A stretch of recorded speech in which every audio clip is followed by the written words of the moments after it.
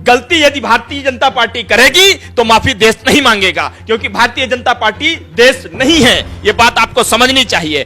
प्रधानमंत्री जी को तत्काल प्रभाव में अपने प्रधानमंत्री पद के दायित्व को समझते हुए आना होगा, पब्लिक स्टेटमेंट देना होगा। इन जितने भी ये भड़काऊ बयान दिए जाते हैं इनके खिलाफ कि इस तरीके की चीजें इस देश में नहीं चलेंगी, और जब ये वो बयान दें तो प्रधानमंत्री की हैसियत से नहीं, एक पार्टी के प्रमुख मुखिया की हैसियत से दें, क्योंकि हमारा प्रधानमंत्री माफी मांगे किसी से, यह मुझे हरगिज बर्दाश्त नहीं होगा। और आज 10 दिन के बाद इनकी आंखें खुली, तब तक कानपुर में हिंसा हो गई, न जाने कितने गरीबों के घर उजाड़ दिए गए, जो है किराए पर बुला करके लोगों को बुला करके वहां 5-5 हजार रुपए घंटे के लिए बैठाते हैं और पूरे देश में नफरत और जहर की खेती कर रहे हैं। जब तक इनके ऊपर कार्रवाई नहीं होगी तब तक इस तरीके की चीजें पनपती रहेंगी।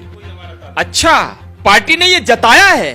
मुझे जरा एक बात ये बताओ आप कि कपड़े से पहचान लेते हैं, ये बयान किसका था? गोली मारो को देश के गद्दारों का बयान किसका था? 80-20 बयान किसका था? शमशान कब्रिस्तान ये बयान किसका था? कि पिछले 70 साल में जो बाकी किसी पार्टी ने नहीं किया वो बीजेपी। सर, नुपुर शर्मा को जिस तरीके से पार्टी ने निष्कासित कर दिया, मतलब निलंबित कर दिया है करीब 6 सालों के लिए, क्या कुछ लगता है, क्या ये बड़ी कार्रवाई मानते हैं? निक कार्रवाई तो हुई है, इस बात में कोई दो राय नहीं है, लेकिन सिर्फ निष्कासित कर देने से, उनके बयानों से, उनकी आपत्तिजनक टिप्पणी से किनारा कर लेने से थोड़ी काम चलेगा। यह कितने शर्म की बात है कि पिछले 70 साल में जो बाकी किसी पार्टी ने नहीं किया वो बीजेपी ने करके दिखाया। आज भारत को विश्व स्तर पर पूरी तरीके से शर्मसार कर दिया है उन्होंने। ऐसी बात कह रहे हैं कि अगर माफी नहीं मांगी तो पूरे विश्व के 200 करोड़ मुसलमानों का अपमान माना जाएगा। आप कल्पना करके देखो कहां से कहां ले आकर के खड़ा कर दिया। शर्म आनी चाहिए। गोपाल तिवारी जी गलती कोई और करे, टिप्पणी कोई और करे, भुगतना नहीं। सवाल यह है जिस तरीके से वहां से ये, अब देखिए वहां जितने भी दूतावास हैं, चाहे आप कतर में ले लो, कुवैत में ले लो, अब तो सऊदी अरब ने भी कर दिया, ईरान ने भी अपनी आपत्ति जारी की, अफगानिस्तान में, वहां के राजदूतावास में हमारे लोगों को बुलाया जा रहा है, फटकार लगाई जा रही है। और आपको मालूम है ये कार्रवाई यहां के लोगों के कहने पर नहीं हुई है। राजदूतावास से जब आदेश आया इनके पास कि बाहर मामला बहुत ज्यादा गड़बड़ है, पूरी तरीके से भारतीय प्रोडक्ट्स का बॉयकॉट कर दिया गया है, बहुत तेजी से किया भी जा रहा है, प्रोटेस्ट बहुत तेजी से आगे बढ़ रहा है, तब जाकर के इनकी आंख खुली। कितने दिन के बाद? 10 दिन के बाद। और उसके बीच में जिनको इन्होंने निष्कासित किया, और ये राजदूतावास में उनको क्या कहा, फ्रिंज एलिमेंट। आप देखिए शब्द फ्रिंज एलिमेंट। अब जिसको निष्कासित किया गया, प्रधानमंत्री जी उसे ट्विटर पे फॉलो करते हैं, गृह मंत्रालय उन्हें फॉलो करता है, बीजेपी पार्टी के प्रेसिडेंट उन्हें फॉलो करते हैं। इसका मतलब आप फ्रिंज एलिमेंट को फॉलो करते हैं क्या?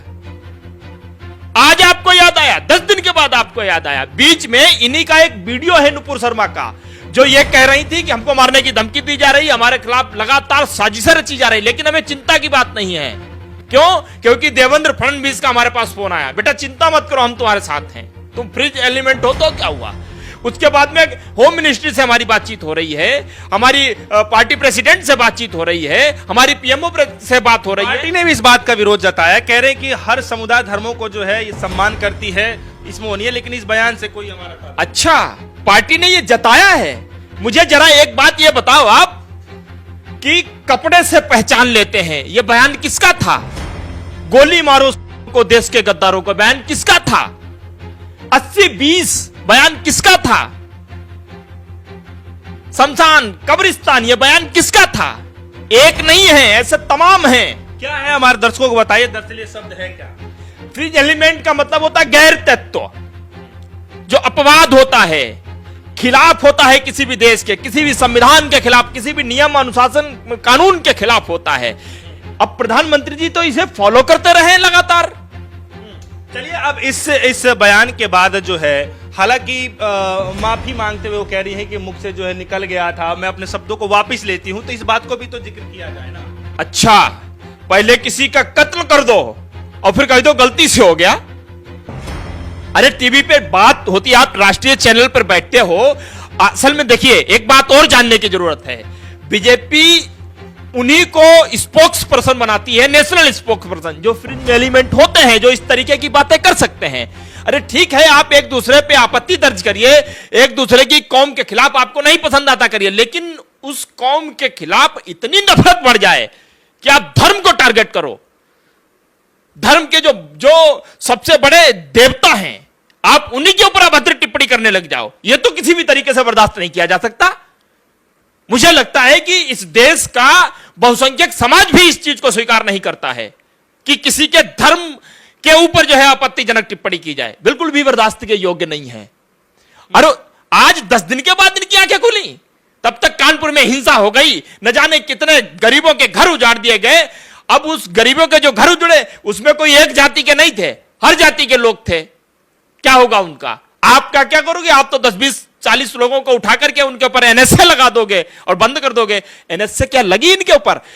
इससे पहले भी इस पार्टी ने निष्कासन किया था, आपको नाम बता दूं, दयाशंकर सिंह उत्तर प्रदेश में मायावती जी को लेकर के आपत्तिजनक टिप्पणी की थी, उन्हें 6 साल के निष्कासित किया गया था, लेकिन 2 साल के बाद में मंत्री बना दिया गया। उसके बाद में एक और थे, जगदंबिका पाल के खिलाफ जो है एक लोगों ने टिप्पणी की थी, उन्हें भी मंत्री बनाया गया। तो ये निष्कासन इसका जो ढकोसलापन है। अरे गिरफ्तारी करनी चाहिए थी तुमको, गिरफ्तार करके तुमको इस देश को एक जो है, देश को नहीं बल्कि अपनी पार्टी के तमाम प्रवक्ताओं को, आरएसएस के तमाम नुमाइंदों को जो है इनको यह कहना था कि देखो बाकी सब ठीक है, आप अपनी अपनी बात रखो, लेकिन अगर किसी भी तरीके से किसी भी धर्म किसी भी कौम के खिलाफ अगर आप आपत्तिजनक बात करोगे तो उसका हश्र यही होगा। सऊदी अरब ने सिर्फ इतना कहा है फैसला स्वागत योग्य है, लेकिन सजा क्या है? आज आपने पूरी किरकिरी, आप मुझे एक बात बताइए, आप ये शर्म की बात है।